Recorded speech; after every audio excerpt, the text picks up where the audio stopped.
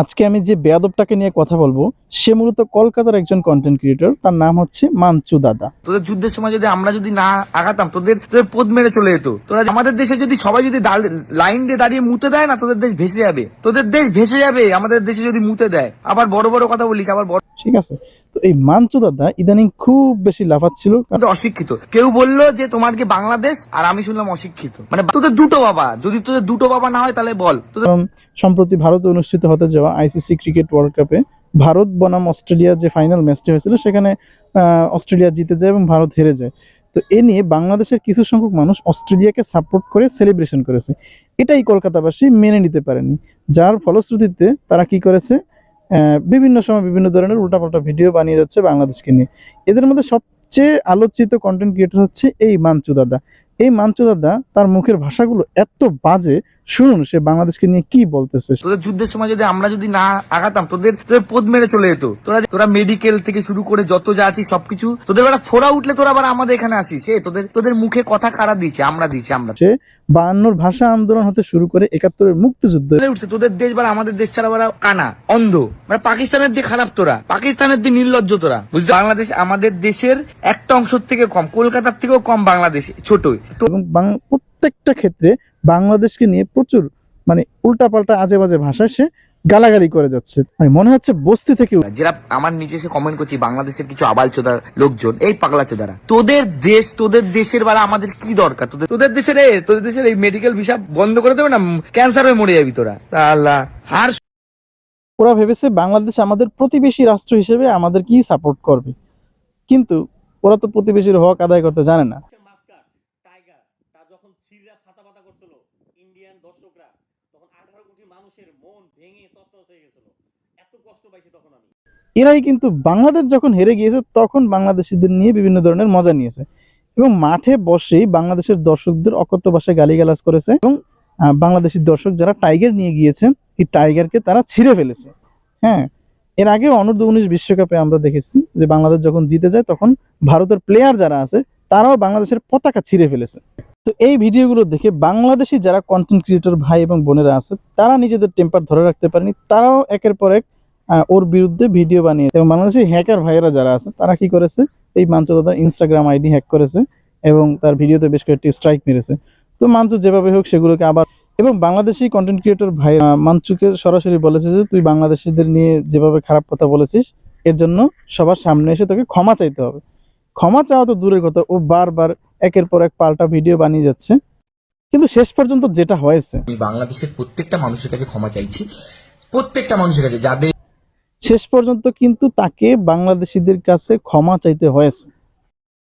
এইবার আসি বাংলাদেশের নিয়ে যে আমি ভিডিওগুলো করেছি, হ্যাঁ, সেগুলো আমার সত্যি বলতে আমি নিজে গিল্টি ফিল করি। আমি খুব কান্নাকাটি করে যাচ্ছে, কারণ তার পেজ নাই এখন। তার পেজ বাঙালিরা উড়িয়ে দিয়েছে। তার পেজে ফলোয়ার ছিল 1.4 মিলিয়ন, প্রায় 14 লাখ ফলোয়ার ছিল তার পেজে। 14 লাখ ফলোয়ার বিশিষ্ট একটি পেজ যখন উড়ে যায় তখন তার যে কোন লেভেলের কষ্ট হয় সেটা তো বুঝতে আর বাকি নেই। তো সে তার ভুলটা বুঝতে পেরেছে, তবে সে অনেক লেট করে ফেলেছে। ঠিক আছে, অনেক দেরি করে ফেলেছে। আসলে তার সাথে যেটা হয়েছে এটাই তার প্রাপ্য ছিল। কিন্তু আমার লড়াইটা ভুল ছিল, আমার লড়াইটা ক্রিকেট খেলা নিয়ে হওয়া উচিত ছিল, বাট আমার লড়াইটা বাংলাদেশের প্রত্যেকটা মানুষের জন্য, বাংলাদেশের বিরুদ্ধে হওয়া উচিত ছিল না। তো এটা আমি ভুল করেছি, সে আমাকে বুঝিয়েছে, সে আমার ভাই হিসাবে, ঠিক আছে। তো এটাই বলার। অযৌক্তিক কোনো কথাবার্তা বলে একটা দেশকে অপমান করা যাবে না। অথচ একটা সময় সে কিন্তু বাংলাদেশের ভাইরাল টপিক নিয়ে ভিডিও বানিয়েছে এবং বেশ পপুলারিটি অর্জন করেছে। ঠিক আছে, এই যে তার 1.4 মিলিয়ন ফলোয়ার, এই বেশিরভাগ ফলোয়ার সে অর্জন করেছে বাংলাদেশের বিভিন্ন ভাইরাল টপিক নিয়ে ভিডিও বানিয়ে। যেমন হিরো আলমকে নিয়ে সে ভিডিও বানিয়েছে, পদ্মা সেতু নিয়ে ভিডিও বানিয়েছে এবং সব সময় প্রত্যেকটা ভিডিও শেষে সে বলেছে love you Bangladesh, love you Bangladesh, Bangladesh আমার সেকেন্ড হোম। হ্যাঁ, বাংলাদেশের মানুষের ইমোশনকে পুঁজি করে সে এতটা লাইক ফলোয়ার পেয়েছে। শেষ পর্যন্ত কি হলো, এই বাংলাদেশিদের বিরুদ্ধে ভিডিও বানিয়েছে এবং বাংলাদেশেরই তার পেজটিকে একদম উড়িয়ে দিয়েছে। এছাড়াও কলকাতার আরও কিছু কন্টেন্ট ক্রিয়েটর আছেন যারা এভাবে বলেছেন যে বাংলাদেশ সম্পূর্ণ ভারতের উপরে তারা পেঁয়াজ নিয়ে খুব খোঁটা দিয়েছে, পেঁয়াজ দেবো না, আমরা পেঁয়াজ রপ্তানি করব না। মানুষের মাথায় কোনো জ্ঞান বুদ্ধি যখন না থাকে তখন সে এ ধরনের কথা বলতে পারে। বেশ সামান্য একজন কন্টেন্ট ক্রিয়েটর, সে কিভাবে এভাবে বলে যে আমরা তোদেরকে পেঁয়াজ দেবো না, আমরা তোদেরকে পেঁয়াজ রপ্তানি করবো না। মানে ওরা নিজেদেরকে এতটা বড় করে দেখে, ঠিক আছে, তো ওরা ভাবছে যে ওদের ভিডিও দেখেই ভারত সরকার এখানে পেঁয়াজ রপ্তানি বন্ধ করে দেবে। এখন আমি একজন বাঙালি, বাংলাদেশের বৈদেশিক মুদ্রা অর্জনের সবচেয়ে বড় একটা খাত হচ্ছে তৈরি পোশাক, এবং এই তৈরি পোশাকগুলো বেশিরভাগ ক্ষেত্রে রপ্তানি হয় হচ্ছে যুক্তরাষ্ট্র এবং যুক্তরাজ্য সহ ইউরোপের বিভিন্ন দেশে। এখন তো তাদের সাথে যদি আমাদের খেলাধুলা নিয়ে সামান্য একটা ঝামেলাকে, এবং আমি যদি বলি আমেরিকাকে আমরা পোশাক দেব না, হ্যাঁ, যুক্তরাজ্যকে আমরা তৈরি পোশাক রপ্তানি করব না, তাহলে লসটা কাদের হবে? লসটা কিন্তু আমাদেরই হবে।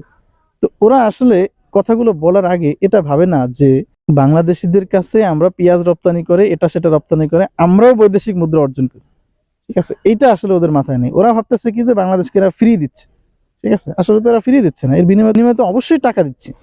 এছাড়াও ওরা বলতেছে যে বাংলাদেশের মানুষ যখন অসুস্থ হয়ে যায় তখন সবাই ভারতে যায়, বুকে ব্যথা হলে ভারতে যায়, ফোড়া অপারেশন করার জন্য ভারত। ওরা বলতেছে যে বাংলাদেশিদেরকে এখন থেকে চিকিৎসা সেবা দেবে না।